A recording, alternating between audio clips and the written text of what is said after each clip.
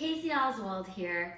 Just want to give you a little update on what I'm doing during the approaching tropical storm Nestor. So I thought today would be a great day to stay in the house and work on some rewards that I have either made or purchased. So some of the fun rewards are stars for the kiddos, and some of my favorite ones are the Find a Star rewards with the numbers. I'm going to show you today how to make these great rewards for kids of all ages.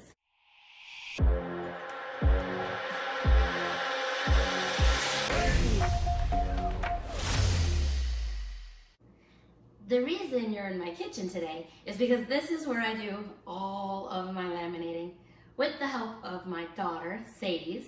She's been here all week and helping me cut and laminate and what else?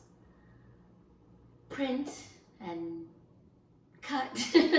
Okay, so some of the Find a Stars that we have made this week are, this one has all kinds of cats on it, and these are numbers 1 through 12.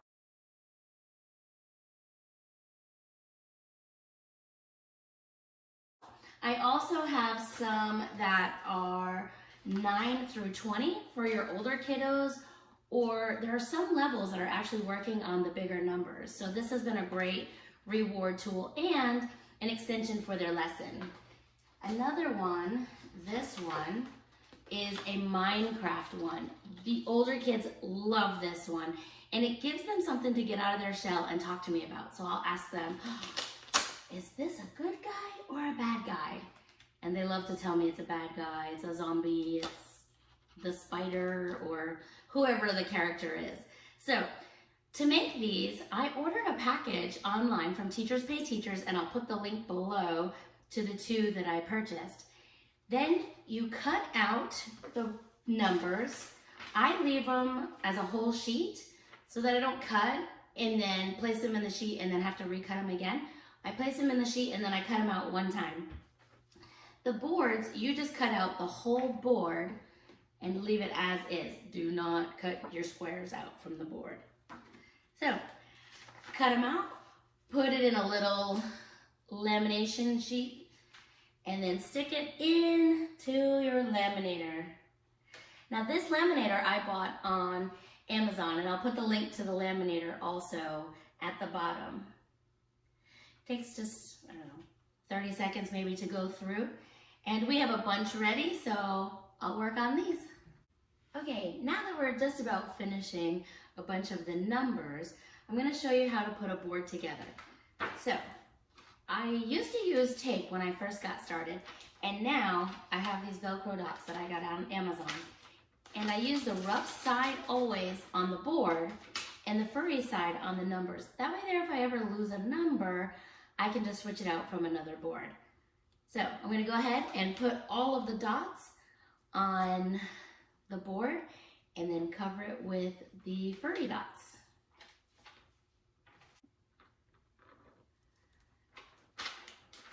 Still adding dots here. You want to make sure not to cover the picture with your dots unless you get the clear Velcro, but I am using the white Velcro dots, so I watch where I put them. Now, a little trick is to put the hard side down first and then put the furry side next on all of them, and then line up your numbers. That way there, they all come out straight. If you put the furry side on the numbers and then try to match them, they come out a little crooked. So, furry side on top before you place all the numbers.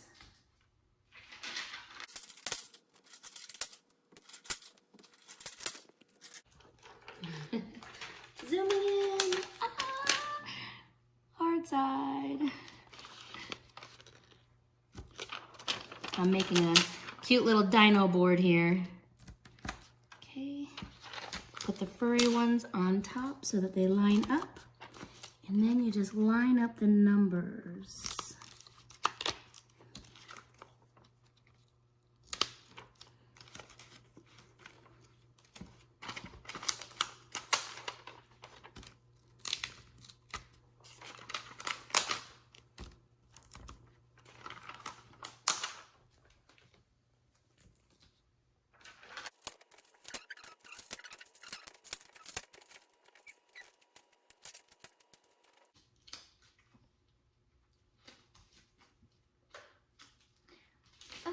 Now that I've finished my board, it's ready to use with the kiddos. Just have them pick a number and try to find a star. The kids love it.